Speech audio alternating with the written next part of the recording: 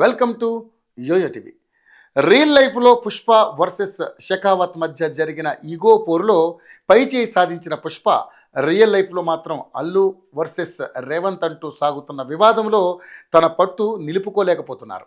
ఈ విషయంలో తెలంగాణ ప్రభుత్వం తగ్గేదేలే అన్నట్టుగా దూకుడుగా ముందుకెళ్తుంటే అల్లు అర్జున్ కుటుంబం మాత్రం నష్ట నివారణ చర్యలు చేపట్టింది. అల్లు అర్జున్ సైతం విచారణకు హాజరయ్యారు. అంతకుముందే కాంగ్రెస్ కుటుంబ సభ్యుడైన అల్లు అర్జున్ మామ చంద్రశేఖర్ రెడ్డి రేవంత్ ప్రభుత్వంతో రాజీ ప్రయత్నాలు మొదలుపెట్టారు. ఈ సందర్భంగా గాంధీ భవన్కు వచ్చిన చంద్రశేఖర్ కాంగ్రెస్ ఇన్ఛార్జ్ దీపాదాస్ మున్షిని కలిసేందుకు ప్రయత్నించినా ఫలితం దక్కలేదు. ఈ విషయం గురించి మాట్లాడేందుకు తాను సిద్ధంగా లేనని తిరస్కరించడంతో నిరాశతో గాంధీ భవన్ నుంచి వెనుదిరిగి వెళ్ళిపోయారు.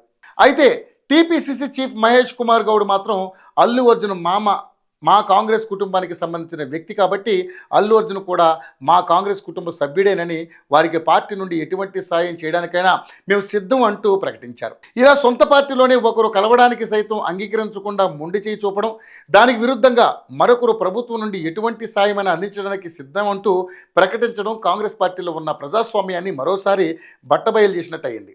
ఇటు సినీ పరిశ్రమ తరపున కూడా ముఖ్యమంత్రిని కలిసి ఈ వివాదానికి ఇక్కడతో ఫుల్ స్టాప్ పెట్టాలనే ఆలోచనలో సినీ ప్రముఖులు కూడా వచ్చినట్లుగా సమాచారం. Telangana Film Development Corporation chairman Dil Raju entry కోసం అందరూ ఆసక్తిగా ఎదురు చూస్తున్నారు. అయితే ఈ సమస్య నుండి అల్లు అర్జున్ ఎలాగైనా బయటపడేయాలనే ఆలోచనలో అటు కుటుంబ సభ్యులు, ఇటు సినీ పరిశ్రమకు ఎదురైన అనుకోని వివాదాన్ని ఎలా అయినా పరిష్కరించుకోవాలని సినీ ప్రముఖులు కూడా ప్రభుత్వ పెద్దల అనుమతి కోసం వేచి చూస్తున్నారు.